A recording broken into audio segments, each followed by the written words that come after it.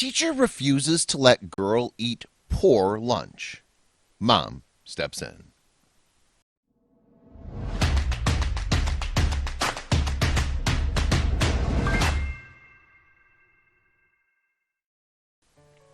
A seemingly insignificant incident at a Colorado school has ignited a powder keg of controversy and sparked a much-heated debate between teachers and parents. When a young student came home complaining about being hungry, her mother questioned her.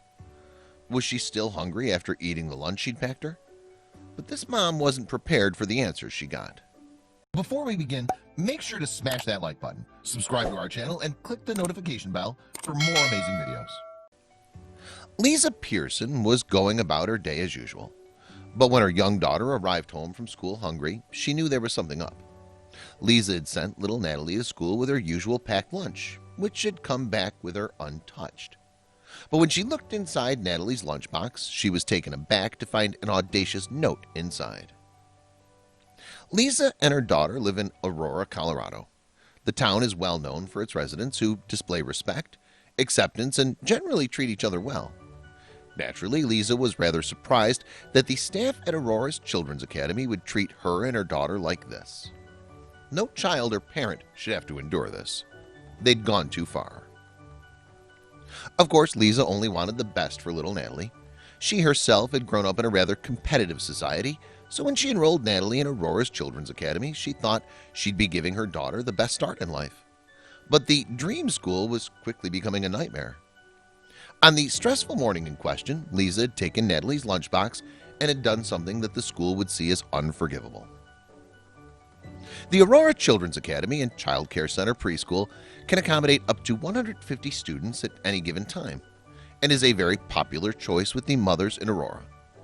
Community members held the school in high regard and trusted the staff there to help young learners prepare for elementary school, which is exactly what Lisa wanted for Natalee. Everything was coming together for Lisa. She was close to completing her degree, and Natalee was adjusting well, making friends and excelling at preschool. It seemed as though things were finally looking up for the family. But little did Lisa know she was about to be jolted out of her dream by a shameful and rude awakening. Natalee had been attending the preschool for almost the entire school year, and Lisa was very happy with her daughter's tuition thus far. She had no grievances and was confident that she and her husband, Nate, had made the right choice by choosing Aurora Children's Academy. But one fateful Friday, all hell broke loose. Natalee said that she was always busy, as most mothers of young children are, and completing her degree, working in law enforcement, and taking care of Natalee was no easy feat. She said that she was too busy on one particular day to realize that she'd run out of fresh fruit and vegetables for her daughter's packed lunch. But it was this small oversight that would ultimately become a much bigger issue. It was on that fateful morning that Lisa had decided to include a little treat for her daughter. So she threw in a few Oreo cookies as a sweet surprise for Natalee. She also packed a ham and cheese sandwich as well as string cheese to balance her daughter's meal.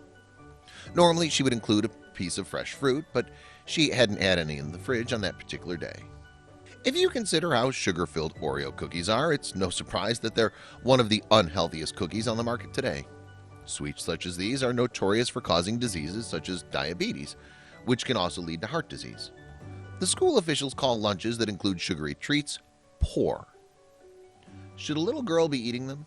And was the school's concern warranted? That Friday, Natalee arrived home from preschool with a sad expression on her face. Lisa asked what the matter was, and Natalee said that she was hungry. That's when Lisa looked in her daughter's full lunchbox and saw the note on top of the offending cookies, which were uneaten. But when Lisa read the note, she became furious. Lisa knew she needed to share the note with everybody and shame the school for their behavior. The note read, "Dear parents, it is very important that all students have a nutritious lunch.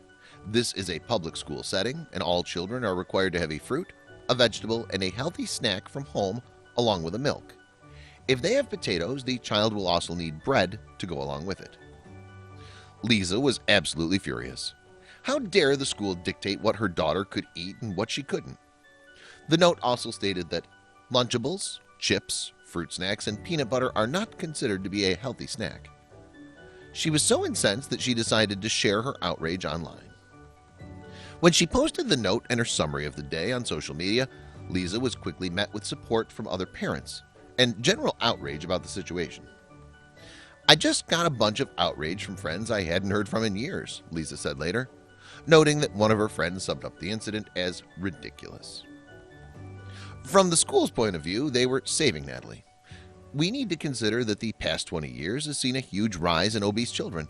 Whereas 30 and 40 years ago, a larger person would have stood out and would have been acknowledged. Today, obesity is the norm and is being treated as such."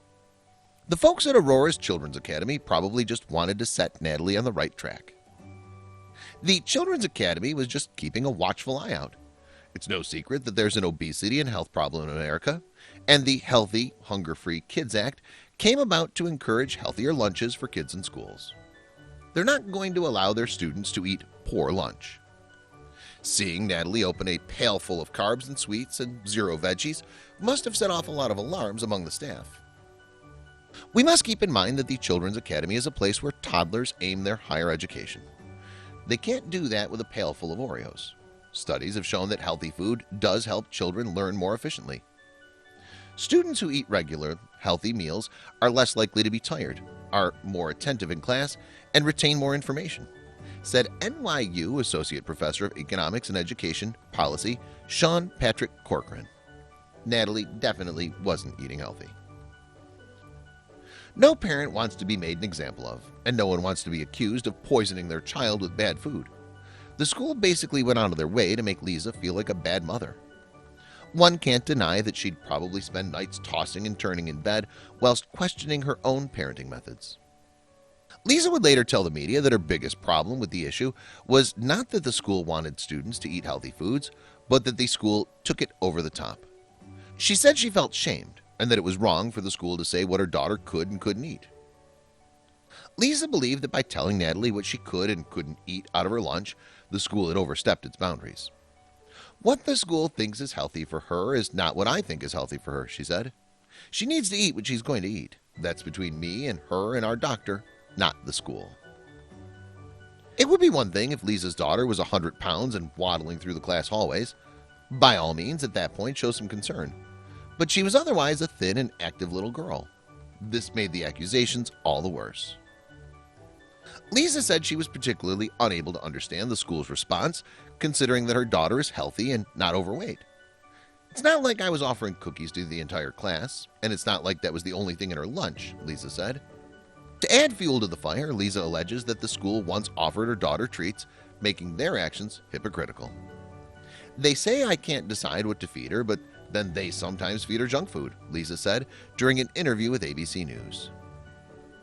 After the controversy that ensued, Lisa defended her decision to include Oreo cookies in her daughter's lunch. "We're not the parents that send junk food every day," she said later in an interview. "She has a full, healthy lunch, and this was Friday.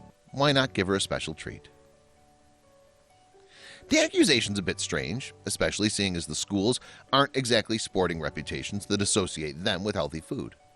The meals that kids usually get in school cafeterias are usually just full of mystery.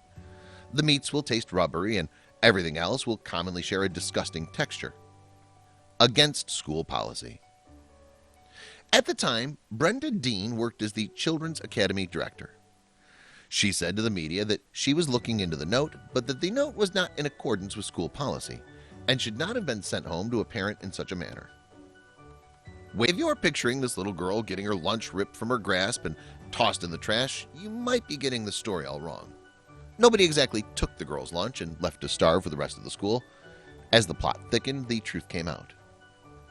Aurora Public Schools Chief Communication Officer Patty Moon said that although the school did prefer to keep parents informed about healthy choices, such actions should not be punitive. She did, however, say that Natalee had been given the choice to have another snack and therefore not to go home hungry.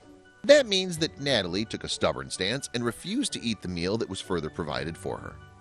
That said, amid over 100 children eating, she sat there and wouldn't eat anything. She decided that going through the day hungry was better than giving them the satisfaction. When it comes to the feud between Lisa and the preschool that her daughter attended, it seems that the drama was dropped when Natalee started elementary school. One has to wonder what schools and parents learned from the situation. In the end, the public school system certainly reevaluated its stance and definitely won't be sending any more notes home to parents. Meanwhile, Natalee moved on to elementary school and hasn't had any other issues. However, the situation definitely shined a light on what role, if any, public schools should have in what kids can and can't eat for lunch.